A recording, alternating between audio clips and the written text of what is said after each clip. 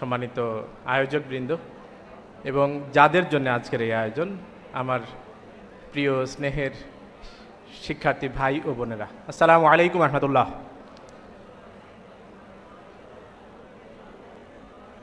আলহামদুলিল্লাহ, আমি শুরুতেই ধন্যবাদ জানাচ্ছি আমাদের ঢাকা বিশ্ববিদ্যালয়ের শাখা ছাত্র শিবিরকে শিক্ষার্থী ভাই বোনদের জন্যে ইউনিভার্সিটির ফার্স্ট ইয়ারে পড়াকালীন সময়েই এরকম একটি চমৎকার আয়োজন করতে পেরেছে এবং একই সাথে আমার স্নেহভাজন ভাই বোনদের জন্য দোয়া করছি আল্লাহ তাআলার জন্য তাদেরকে যেই বড় স্বপ্ন নিয়ে ক্যাম্পাসে এসেছে, ক্লাস করছে, অধ্যয়ন করছে, তাদের সেই স্বপ্ন বাস্তবায়ন করার তৌফিক দান করেন। সম্মানিত উপস্থিতি, আল্লাহ রাসূল সাল্লাল্লাহু আলাইহি ওয়াসাল্লাম যখন জন্মগ্রহণ করলেন সেই সময় আরবের যেই পরিবেশটা ছিল সেই পরিবেশকে আমরা আইয়ামে জাহিলিয়াত হিসাবে চিনি। এই পরিবেশটা এরকম ছিল, একটা ছোট্ট উদাহরণ দিলে বোঝা যায় যে সে সময়ে মেয়ে সন্তান জন্মগ্রহণ করলে অনেক ক্ষেত্রেই সেই মেয়ে সন্তানকে জীবন্ত পুঁতে ফেলা হতো। মানুষের জানের, মালের, ইজ্জত আবরুর নিরাপত্তা ছিল না। সেরকম একটি ঘুটঘুটে অন্ধকারাচ্ছন্ন সমাজকে আল্লাহ রাসূল সাল্লাল্লাহু আলাইহি ওয়াসাল্লামের নবুয়াত পাওয়ার পরে তিনি মাত্র 23টি বছর কাজ করার মধ্য দিয়ে সেখানে এত বেশি পরিবর্তন সাধন করতে পারলেন, এত প্রচণ্ড প্রকাণ্ড একটি বিপ্লব সাধিত হয়ে গেল যে সেই সমাজের মধ্যে এরকম একটা অবস্থা হলো যে রাসূলুল্লাহ সাল্লাল্লাহু আলাইহি ওয়াসাল্লাম বলেছিলেন যেমন একটা সময় আসবে যে সময়ে মানুষেরা সানা থেকে হাদরা মাউত পর্যন্ত একাকী হেঁটে যাবে, কিন্তু আল্লাহর ভয় ছাড়া তাদের মনের মধ্যে আর কোনো ভয়ই আসবে না। এরকমভাবে একটি নিশ্চিন্ত, একটা নিশ্ছিদ্র, একটি নিরাপদ সমাজ উপহার তিনি দিতে পেরেছিলেন আল্লাহর ইচ্ছায়। এই যে বিরাট পরিবর্তন সাধন হলো, বিরাট বিপ্লব সাধিত হয়ে গেল, সেই পরিবর্তনের ক্ষেত্রে, বিপ্লবের ক্ষেত্রে স্ট্র্যাটেজিটা কী ছিল, কিভাবে করে এই পরিবর্তনটা সম্ভব হয়েছিল, সেটা নিশ্চয়ই আপনারা বিভিন্নভাবে চিন্তাভাবনা করি, আমরা গবেষণা করি। এই গবেষণার ক্ষেত্রে আপনি একটা জিনিস দিয়ে শুরু করতে পারেন, সেটা হলো এই যে জার্নি, এই বিপ্লবের জার্নিটা শুরু হয়েছিল কি দিয়ে। আল্লাহ রাসূল সাল্লাল্লাহু আলাইহি ওয়াসাল্লাম যখন হিরা গুহায় ধ্যানমগ্ন ছিলেন সেই সময় আল্লাহ তাআলা তার প্রতি নবুয়ত দিয়ে পাঠালেন, তার প্রতি ওহী করে পাঠালেন হযরত জিবরাইল আলাইহিস সালামকে। জিবরাইল আলাইহিস সালাম এসে সূরা আল আলাকের প্রথম 5টি আয়াত সেখানে নাজিল করলেন আল্লাহর ইচ্ছায়, আল্লাহর পক্ষ থেকে। ইকরা বিসমি রাব্বিকাল্লাযী খালাক, খালাকাল ইনসানা মিন আলাক, ইকরা রাব্বুকাল আকরাম আল্লাযী আল্লামা বিল কলাম আল্লামাল ইনসানা মা লাম ইয়ালাম। এই 5টা আয়াত দিয়েই কিন্তু শুরু। তারপরে রাসূল সাল্লাল্লাহু আলাইহি ওয়াসাল্লামের গোটা জিন্দেগি ধরে, তারপর থেকে ওনার ইন্তেকালের আগ পর্যন্ত সেখানে গোটা কোরআনটা নাজিল হয়েছে। তাহলে এই যে শুরু হলো, এত বড় বিপ্লবের কার্যক্রম শুরু হলো পড়তে বলার মধ্য দিয়ে। নট অনলি পড়তে বলা, আমরা অনেক সময় আলোচনার মধ্যে এই কথাটা বেশি করে শুনি যে পড়ার মধ্য দিয়ে শুরু হলো। পড়াটা কি পড়তে বললেন? এই 5টা আয়াতকে বিশ্লেষণ করলে আপনি দেখবেন যে কয়েকটা জিনিস আছে। তার মধ্যে একটা হচ্ছে যে যিনি সৃষ্টি করেছেন, যিনি রব, যিনি মানুষকে প্রতিপালন করেন, এই আল্লাহর নামে পড়তে বলা হলো। এরপরে হচ্ছে মানুষের সৃষ্টি কিভাবে হলো, মানুষের তার যে আত্মপরিচয়, তার স্টার্টিংটা কিভাবে, সেটা বলা হলো। আল্লাহ তাআলা কিভাবে করে এই শিক্ষাকে ছড়িয়ে দিলেন, সাস্টেইনেবল করলেন, সেই ব্যাপারে ইঙ্গিত করা হলো। আল্লাহ তাআলার গুণ কীর্তন করা হলো। আল্লাযী আল্লামা বিল কলাম, এর মধ্য দিয়ে কিভাবে করে এইটার মধ্যে দিয়ে ডিনোট করা হলো যে কলমের মাধ্যমে শিক্ষায় যে বিস্তার লাভ করেছে, বিস্তার লাভ করবে, সেটা ডিনোট করা হলো।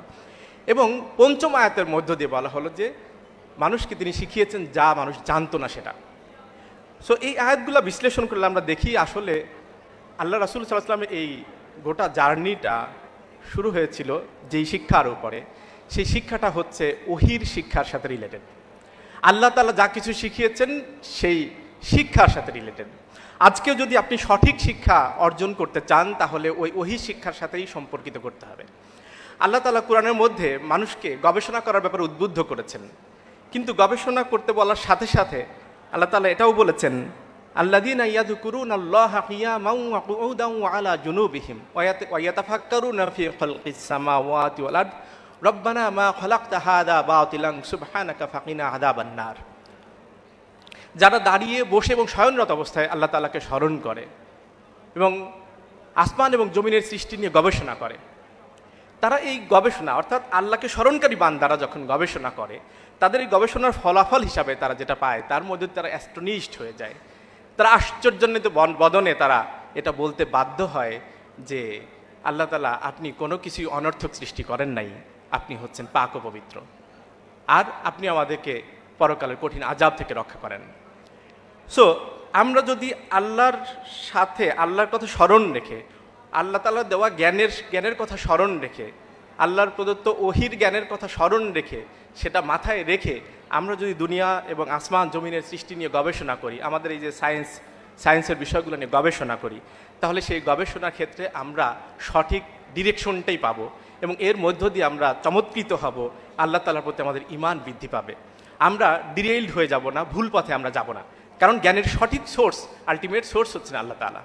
আমাদেরকে সেটার সাথে লিঙ্কড আপ থেকেই আমাদেরকে এই গবেষণা কার্যক্রম, আমাদের জ্ঞান অর্জনের কাজটা পরিচালনা করতে হবে। আরেকটা জিনিস খেয়াল করতে পারেন, সেটা হচ্ছে আল্লাহ রাসূল সাল্লাল্লাহু আলাইহি ওয়াসাল্লামের সময় এই যে এত অল্প সময়ের মধ্যে এত বড় বিপ্লব সাধিত হয়ে গেল, এই বিপ্লবের ক্ষেত্রে অনেকগুলো প্যারামিটার এখানে ছিল। তার মধ্যে একটা প্যারামিটার আমার কাছে বিশেষভাবে মনে হয়, সেটা হচ্ছে রাসূলুল্লাহ সাল্লাল্লাহু আলাইহি ওয়াসাল্লাম এবং সাহাবীরা তাদের যে সমস্ত পটেনশিয়ালিটি ছিল, যে সমস্ত সম্ভাবনা ছিল, সেই সম্ভাবনাগুলোকে তারা নেয়ামত হিসাবে মেনে নিয়ে সেটাকে আমানত হিসাবে তারা গ্রহণ করেছেন এবং সেটার ব্যাপারে যে আল্লাহ তাআলার কাছে জবাবদিহিতা করতে হবে সেই মানসিকতা নিয়ে তারা পথ চলেছেন। আল্লাহ তাআলা কোরআনের মধ্যে বলেছেন, থুম্মা লা তুসআলুন্না ইয়াউমা ইযিন আনিন নাঈম, অতঃপর অবশ্যই তোমাদেরকে প্রদত্ত নিয়ামতের ব্যাপারে জিজ্ঞাসাবাদ করা হবে।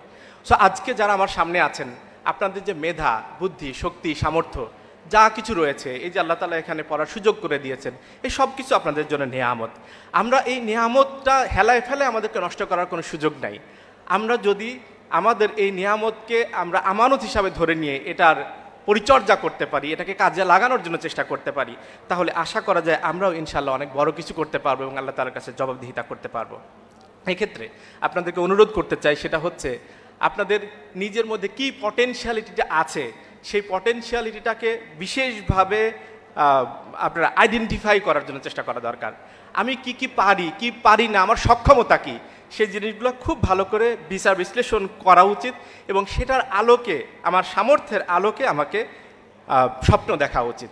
আমরা যদি সেই সামর্থ্যের আলোকে স্বপ্ন দেখতে পারি, তাহলে আশা করা যায় সেই স্বপ্নকে আমরা বাস্তবায়ন করাটা সম্ভবপর হতে পারে। এবং এই স্বপ্ন দেখার ক্ষেত্রে আমরা অনেক সময় অনেক ছোট স্বপ্ন দেখি, আমাদের মধ্যে এক ধরনের হীনমন্যতা কাজ করে। আমরা বাংলাদেশে বসবাস করি, আমরা কত কিছুই বা করতে পারবো, খুব বেশি কিছু তো করতে পারবো না। আমরা সেই জায়গা থেকে একটু বের হয়ে, এখন গোটা পৃথিবী হাতের মুঠোয় চলে এসেছে, আমরা যদি আমাদের স্বপ্ন দেখার জায়গাটাকে একটু বড় করতে পারি, ওয়াইড স্বপ্ন দেখতে পারি, তাহলে আমাদের জন্য ভালো। এবং সেই ক্ষেত্রে ওয়াইড স্বপ্ন দেখার জন্য আমাদের প্রিভিয়াস ইতিহাসগুলো আমাদেরকে অনেক বেশি উদ্বুদ্ধ করতে পারে। এক্ষেত্রে প্রিভিয়াস অনেক উদাহরণ আছে। আমি একটা উদাহরণ দিতে চাই। Professor doctor Zahid Hasan, Princeton ইউনিভার্সিটির তিনি প্রফেসর। তিনি বাংলাদেশের ঢাকা কলেজে তিনি ইন্টারমিডিয়েট পড়ালেখা করেছেন। তারপরে এখান থেকে চলে গিয়ে তিনি ইউনিভার্সিটি অফ টেক্সাস অ্যাট অস্টিনে তিনি ব্যাচেলর ডিগ্রি করেছেন। এরপরে স্ট্যানফোর্ড ইউনিভার্সিটিতে মাস্টার্স করেছেন, পিএইচডি করেছেন এবং পরবর্তীতে তিনি প্রিন্সটন ইউনিভার্সিটিতে টিচিং প্রফেশনে জয়েন করেছেন এবং বর্তমানে তিনি সেখানকার প্রফেসর হিসেবে কাজ করছেন। এই জাহিদ হাসান কি করেছেন, তিনি এই 1929 সালে হারম্যান ভাইল তিনি একটা কণার ব্যাপারে ধারণা আবিষ্কার করেছিলেন, ধারণা দিয়েছিলেন যে এরকম একটি কণা থাকার কথা, যেই কণার ভর নাই, চার্জ নাই, চার্জহীন ভরহীন একটা কণা থাকার কথা। যেই কণাটা বিজ্ঞানীরা সারা পৃথিবীতে এটা খুঁজেছেন এতদিন ধরে এবং সেটা সর্বশেষ এসে 2015 সালে এসে এই ডক্টর জাহিদ হাসানের নেতৃত্বে একটি গবেষক দল সেটাকে তারা খুঁজে পেয়েছেন এবং সেটাকে আবিষ্কার করতে পেরেছেন। এই ডক্টর জাহিদ হাসান আমাদেরই বাংলাদেশের মানুষ। সো তার দ্বারা যদি সম্ভব হয়, তাহলে আজকে যারা এখানে বসে আছেন তাদের প্রত্যেকের দ্বারাই সেটা সম্ভবপর হতে পারে।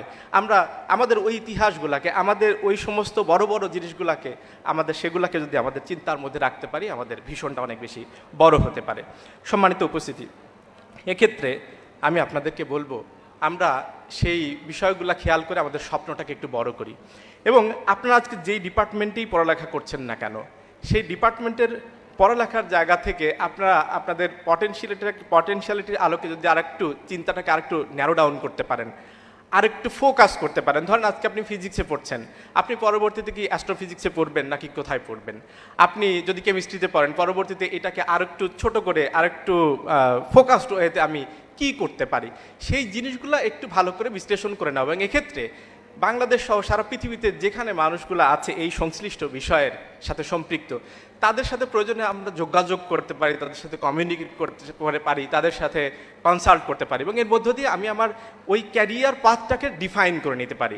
এবং আমার মনে হয় আলহামদুলিল্লাহ ছাত্র শিবিরের এই দীর্ঘ পথ চলায় সারা পৃথিবীতে এই নেটওয়ার্কটা আমাদের হয়েছে, যে বিভিন্ন জায়গায় বড় বড় জায়গাগুলোতে আমাদের ভাইয়েরা, আমাদের পরিচিত জনেরা সেখানে ভূমিকা রাখছেন আলহামদুলিল্লাহ। যদি আপনি নাসাতে কেউ আছে কি না যোগাযোগ করতে চান, পসিবল আমাদের পক্ষে তার সাথে যোগাযোগ করিয়ে দেওয়া সরাসরি। যদি আপনি বলেন গুগলে কেউ আছে কি না, পসিবল তার সাথে যোগাযোগ করিয়ে দেওয়া। আপনি যদি এভাবে করে আপনি যেই জায়গার ক্ষেত্রে বলেন না কেন, আমাদের পক্ষে ইনশাআল্লাহ সম্ভব। সো ছাত্র শিবিরের সহযোগিতা নিয়ে অথবা সহযোগিতা না নিয়ে আপনি যে কোনোভাবে এক্সপিরিয়েন্সদের সাথে একটুখানি আলাপ করে যদি নিয়ে আপনার চিন্তাটাকে একটু ফিক্সড করতে পারেন, তাহলে এটা আপনার জন্য সহযোগিতাপূর্ণ হতে পারে। সম্মানিত ভাই ও বোনেরা, আমি দ্বিতীয় যে বিষয়টা বলতে চাই ক্ষেত্রে, স্বপ্নের ক্ষেত্রে, সেটা স্বপ্ন আপনি দেখলেন যে আপনি এটা হবেন, এটা করবেন, ওটা করবেন, এবং সেইটা দেখার পরে আপনার যে কাজটা করা দরকার সেটা হচ্ছে আপনি এই স্বপ্নটা বাস্তবায়ন করার জন্য একটা রোড ম্যাপ এঁকে নেওয়া দরকার। আমি কোন পথ দিয়ে ওইখানটাতে পৌঁছবো, তাহলে আপনার পক্ষে সেইটা ধাপে ধাপে সেটা বাস্তবায়ন করাটা সহজতর হতে পারে। যেমন ধরি, আপনি যদি আগামী দিনে এরকম স্বপ্ন থাকে যে বাংলাদেশে একটি বিশ্বের শ্রেষ্ঠ একটি মহাকাশ গবেষণা কেন্দ্র আপনি তৈরি করবেন, তাহলে আমি বলবো সেটার পাথটা এভাবে করে এঁকে নিতে পারেন। ধরেন আপনি আজকে ফিজিক্সে পড়ালেখা করছেন ঢাকা ইউনিভার্সিটির ফার্স্ট ইয়ারে, তাহলে আপনি এখান থেকে 4টা বছর পড়ালেখা করবেন, এখানে সিজিপিএ ধরি 3.9 বা 3.95 এটসেট্রা কিছু একটা নিয়ে বের হবেন। এরপরে আপনি স্ট্যানফোর্ড ইউনিভার্সিটিতে সেখানে আপনি মাস্টার্স করতে চলে যাবেন, সেখানে ভালো করলেন, তারপর আপনি পিএইচডি হয়তো ওই ইউনিভার্সিটিতেই করলেন। দেন আপনি সেটা শেষ করে আপনি নাসাতে ধরেন জয়েন করবেন। দেন নাসাতে আপনি 30টা বছর সেখানে কাজ করবেন। কাজ করার পরে সেখানে নাসার আপনি উচ্চতর অবস্থায় আপনি যাবেন, সেখানকার ঊর্ধ্বতন কর্মকর্তা হলেন, এবং দেন আপনি 30 বছর পরে নাসার জবটা ছেড়ে দিলেন এবং বাংলাদেশে চলে আসলেন। বাংলাদেশে একটা নতুন করে মহাকাশ গবেষণা কেন্দ্র তৈরি করলেন, যেটার নাম হয়তো আপনি দেবেন বাসা, নাসার আদলে বাসা। সো আপনি আজকে এই যে ইউনিভার্সিটি ফার্স্ট ইয়ারে পড়ছেন, এখান থেকে এই যে এতটা পথ পাড়ি দিয়ে আপনি ওই যে এত বছর 35 বছর 40 বছর পরে আপনি যে বাংলাদেশে যে বাসা তৈরি করবেন, সেই লং রাস্তাটা এঁকে নেওয়ার কার্যক্রমটা আপনাকে করে নিতে হবে। সো আপনি এই উদাহরণের সাথে মিলিয়ে আপনার যেই ফোকাস, সেটার সাথে আপনি এই উদাহরণটা মিলিয়ে নেবেন এই প্রত্যাশা করছি। এবং সেইটা যদি আমরা বাস্তবায়ন করতে চাই, আমাদের সেই স্বপ্ন বাস্তবায়ন করতে চাই, যেটা দরকার সেটা হচ্ছে প্রচেষ্টা চালানো। আমাদেরকে অধ্যাবসায় করতে হবে, আমাদেরকে পরিশ্রম করতে হবে, এবং সেই পরিশ্রমের শুরুটা হওয়া উচিত এখন থেকেই। আমি 2 বছর পরে করব, 5 বছর পরে করবো, এই চিন্তা করলে হবে না। সো ফ্রম টুডে, আজকে থেকেই আসলে সেই কাজটা শুরু করা প্রয়োজন। এবং এক্ষেত্রে আমি বিশেষভাবে দৃষ্টি আকর্ষণ করতে চাই, আজকে যারা আমরা ফার্স্ট ইয়ারে পড়ালেখা করছি, তাদের মানে ইন্টারমিডিয়েট পাস করার পর ইউনিভার্সিটি আসার পরে একটা নতুন পরিবেশে আমরা আসি। স্বাভাবিকভাবে এখানে আসার পরে আমাদের ওই বড় স্বপ্ন বাস্তবায়ন করার ক্ষেত্রে কিছু কিছু করে বাধা যেটা হতে পারে, যে সমস্ত বিষয়গুলো বাধাগ্রস্ত করতে পারে, সেই জিনিসগুলো হাতছানি আমাদের সামনে অনেক সময় এসে যায়। আমি বিশেষভাবে স্নেহময় কণ্ঠে আমার ছোট ভাই এবং বোনদেরকে অনুরোধ করব, যেই সমস্ত ছোট ছোট জিনিসগুলো ভবিষ্যতে তোমার জন্য বড় বাধা হিসাবে আসতে পারে, সেই ছোট ছোট জিনিসগুলো থেকেও তোমরা বিরত থাকবা। আমরা সূরা আসর খেয়াল করতে পারি, আল্লাহ রাব্বুল আলামিন সূরা আসরের মধ্যে বলেছেন, ওয়াল আসর ইন্নাল ইনসানা লাফি খুসর ইল্লাল্লাযীনা আমানু ওয়া আমিলুস সলিহাতি ওয়া তাওয়াসাউ বিল হাক্কি ওয়া তাওয়াসাউ বিস সবর। আল্লাহ তাআলা সময়ের কসম করে বলেছেন, কালের শপথ, নিশ্চয়ই মানুষ ক্ষতির মধ্যে রয়েছে, ইন্ডিভিজুয়ালি এবং কালেকটিভলি এই ক্ষতির মধ্যে রয়েছে। ক্ষতি থেকে বাঁচতে চাইলে উপায় বলে দিচ্ছেন আল্লাহ তাআলা, তারা ছাড়া যারা ঈমান এনেছে, আমলে সলেহ করতে থেকেছে, একে অপরকে হকের বা সত্য পথের পরামর্শ দিতে থেকেছে, এবং একে অপরকে ধৈর্য ধারণ বা সবরের পরামর্শ দিতে থেকেছে। সেক্ষেত্রে এই সূরা থেকে আমরা শিক্ষা গ্রহণ করে আমরা যে কাজটা করতে পারি, সেটা হচ্ছে আমরা এই যে প্রজন্ম একে অপরকে আমরা সঠিক পথে চলার ক্ষেত্রে সহযোগিতা করার কাজটা করে যেতে পারি, একে অপরকে পরামর্শ দিয়ে সঠিক পথে চলার জন্য গাইড করতে পারি। আমরা শুধুমাত্র নিজে ভালো থাকা নয়, শুধু নিজে ভালো থাকা সম্ভব না, আপনি যদি নিজে ভালো থাকতে চান তাহলে আপনার পার্শ্ববর্তী মানুষগুলোকেও ভালো থাকার জন্য আপনি উদ্বুদ্ধ করেন, পরামর্শ দেন, তাহলে একে অপরকে পরামর্শ দেওয়ার মধ্য দিয়ে ইনশাআল্লাহ সবাই মিলে আমরা একটি ভালো প্রজন্ম গড়ে তুলতে পারবো এবং আমরা ভবিষ্যতে অনেক বড় কিছু করতে পারবো। সম্মানিত উপস্থিতি, আমি এরপরে যে জিনিসটা বলতে চাই সেটা হলো আমাদের এই বাংলাদেশ, সম্ভাবনাময় বাংলাদেশ। এই বাংলাদেশের ক্ষেত্রে অনেক কিছুই আছে, অনেক কিছু সম্ভাবনার জিনিস আছে, কিন্তু একটা বিশেষ বিষয় আমাদের জন্য সেই আমাদের এই সম্ভাবনাগুলোকে কাজে লাগানোর ক্ষেত্রে বাধা দিচ্ছে। সেটা কি? সেটা হচ্ছে দুর্নীতি। যেমন আমাদের এই 2024 সালের কথা যদি বলি, সেই 24 সালে মেট্রো স্টেশন মিরপুর 10 এবং কাজীপাড়া 2টা স্টেশন ক্ষতিগ্রস্ত হলো। সেই সময় তৎকালীন যে ফ্যাসিস্ট সরকার ছিল তাদের পক্ষ থেকে বলা হলো যে এই মেট্রো স্টেশন 2টা ঠিক করতে গেলে প্রায় 350 কোটি টাকা লাগবে এবং তারা টাইম লাইনটা বললেন যে হচ্ছে এটা ঠিক করতে কমপক্ষে 1 বছর সময় লাগবে। দেখেন, তাদের এই দুর্নীতির কারণে এই অবস্থায় সেটা পৌঁছেছিল। সেই অবস্থা থেকে যখন এই সরকার পরিবর্তন হলো, পরবর্তীতে বর্তমান সরকার যখন দায়িত্ব নিল, তারপরে তারা এই মেট্রো স্টেশন 2টা ঠিক করার জন্য যেই সময় লেগেছে সেটা হচ্ছে যে 1 বছরের জায়গায় মাত্র 2 মাস 27 দিন। কোথায় 1 বছর আর কোথায় 2 মাস 27 দিন? 350 কোটি টাকা লাগার কথা ছিল, কিন্তু সেখানে এই 2টা ঠিক করতে টাকা লেগেছিল 18.86 কোটি টাকা, ধরি 20 কোটি টাকা। 350 কোটি টাকার তুলনায় 20 কোটি টাকা খুবই সামান্য। সো এই যে বিরাট সংখ্যক, বিরাট বড় অ্যামাউন্টের যে অতিরিক্ত টাকা যদি আগের ফ্যাসিস্ট সরকার থাকতো তাহলে সেগুলোতে কোথায় যেত? এভাবে করে আমাদের দেশের সম্ভাবনাগুলো নষ্ট হয়ে যাচ্ছে শুধুমাত্র বিশেষ করে এই অন্যায় থেকে বিরত থাকা একটা প্রজন্ম আমরা গড়ে তোলা না তুলতে পারার কারণে। এক্ষেত্রে তাহলে আমরা যদি আমাদের এই যে বাংলাদেশকে নিয়ে স্বপ্ন দেখি, আমরা এটাকে ডেভেলপ করতে চাই, তাহলে এই ডেভেলপ করার ক্ষেত্রে আমাদের জন্য প্রয়োজন আসলে দক্ষতাপূর্ণ একটি প্রজন্ম এবং আমাদের জন্য প্রয়োজন সততা সম্পন্ন একটি প্রজন্ম। আমরা যদি সততা এবং দক্ষতা 2টার সমন্বয়ে একটি প্রজন্ম গড়ে তুলতে পারি তাহলেই তারা আগামী দিনে ইনশাআল্লাহ এই বাংলাদেশের সম্ভাবনাগুলোকে কাজে লাগিয়ে একটি সুন্দর সমৃদ্ধ শান্তিপূর্ণ বাংলাদেশ তারা তৈরি করতে পারবে। ইসলামী ছাত্র শিবির আসলে এই কাজটাই করে যাচ্ছে। আমরা ওই সুন্দর সমাজ, সুন্দর পৃথিবী, সুন্দর বাংলাদেশ গঠন করবার জন্য আমরা দৃঢ়ভাবে বিশ্বাস করি আমাদের জন্য এই সৎ, দক্ষ এবং দেশপ্রেমিক নাগরিক প্রয়োজন।